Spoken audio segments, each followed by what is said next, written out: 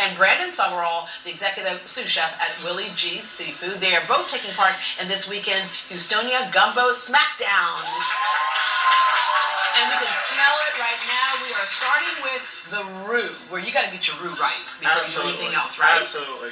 The darker the better. Yeah. And what's the secret into making a good roux? Just time. Yeah. It takes time and love, and you have to have the time to sit there and stir and stir. I've been stirring quietly. Yeah, you have to. You've been stirring it all morning long, stirring here because you can't let it burn. I started this roux at 3 o'clock this morning. Wow. To get it to this color right here. Yeah, and then you can start dumping your stuff in. And the great thing I would imagine as a chef is that when you're making a gumbo, it can include anything you want. That's right. As long as you have your base there. Yeah, it can be anything you want to put in it. Yeah. And of course at Willie G's, because y'all have such great seafood, you can do a great seafood gumbo. Yeah. So we're actually doing a jumbo gumbo. Jumbo gumbo. Yes. Okay. And then for you volumes, your boys, right? You know a good po' boy.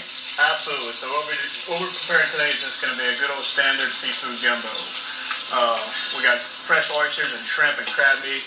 And of course you have to have smoked sausage, and I like to put smoked ham in my gumbo as well. Yeah, all right. So is a sausage chicken gumbo really a gumbo? Absolutely. Or like gumbo like? Because I have people who get mad at me for having a sausage chicken. They're like, no, it's not a gumbo unless it has some seafood off in it. You know, gumbo is so diverse. You know, if anything, it encompasses the origins of what Louisiana is and what it means to be Cajun or Creole. Yeah. You know, it's just the diversity that makes up the culture, and then the diversity of the gumbo can be traced all the way back to the origins of the community that settled, and you can almost trace back to see what culture settled that community. Yeah, and they all kind of came together there. Where'd you grow up? I grew up in La Rose. Okay. Down in South Lafourche Parish. All right, and you grew up? So I actually from Trinidad and Tobago. Grew up there. Moved to Houston about 8 years ago. Yeah, and so like with the gumbo, was that something new to you, or do you have your version So down actually there too? we have our own version of gumbo. So Trinidad has a lot of Spanish and French Creole roots. So when I spent some time working in New Orleans, I actually got very familiar with the actual true version of gumbo. Yeah, all right. It's the 7th annual Gumbo Smackdown. So if you love gumbo, this is where you need to be. Tell us what that Smackdown is like, because you all have been winners before. Yes, the great event is going to be this Saturday at the Sugarland Town Center from 12 to 4. Awesome food, a lot of great chefs, some live music, great family environment to be at. Yeah, and just like gumbo is so wide variety, you're going to get a wide variety there, right? Absolutely. I believe we got 15 different participants. You're going to see all different types of gumbo. And of course, it's all to benefit the greater cause of the Rainbow Room. So come out and support and help raise money and enjoy some cold beer and a couple hot cups of gumbo. All right, tell us about the Rainbow Room.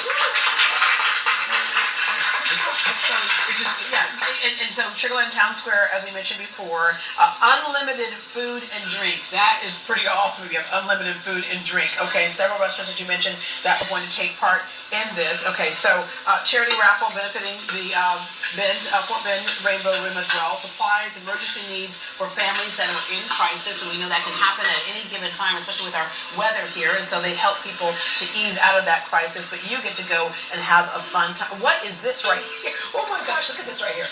This is the Willie G's Jumbo Gumbo. Wow. So I actually have a couple shrimp to put in there. So we have some white rice, we have some fried some fried oysters. Then you have a jumbo fried soft shell crab on top.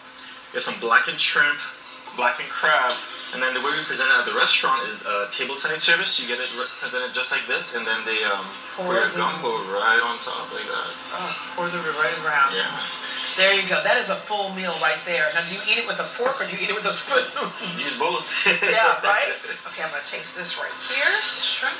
And, oh my gosh, that's delicious. That is really good.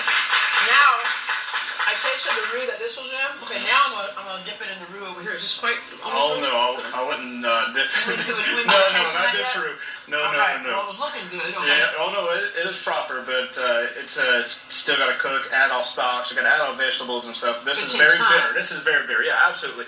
So roux is going to give you all the flavor. Of course, the darker it gets, the more toasted it gets. The flour gets, and also the less thickening that it gets. So a lighter roux is it's not as toasty, but it's going to make your gumbo just a little bit thicker. Okay. But it's still going to be bitter and almost burnt taste. Yeah. But you can smell how fragrant it is. Yeah. Right. That's So the toasted flour. The best advice for someone who's going to jump off the curb and make their own gumbo for the first time.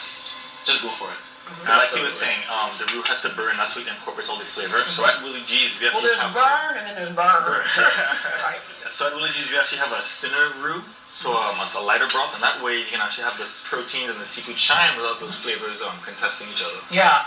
All right. Your best advice for someone trying it the first time? Don't be afraid to try. You got to burn roux. You got to burn your gumbo before you can actually start to understand the process of making it.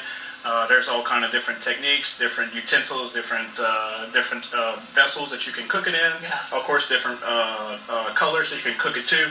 So you just got trial and practice and error. Yeah. So the first time you do it, just don't invite anybody over. And maybe the second time, the third time, maybe the third time will be the charm. And then cook it first, and then invite people over. And the great thing about gumbo is it tastes better the next day and the day after. Absolutely. That's right. Absolutely. All right. The Houstonia Gumbo Smackdown will take place Saturday from noon to 4 p.m. at Sugarland Town Square. Tickets start at just $20, and kids 12 and under get in for free. Remember, you can eat as much gumbo and drink as much as you want. There's a special offer for Great Day viewers in a promo code GREATDAY during checkout and receive 20% off your order. For more information, log on to greatdayhouston.com. You will not be cooking that day. And 2 lucky members of our live studio audience are going to the Gumbo Smackdown, compliments of Houstonia magazine. So congratulations to Bridget Springer and Clara V.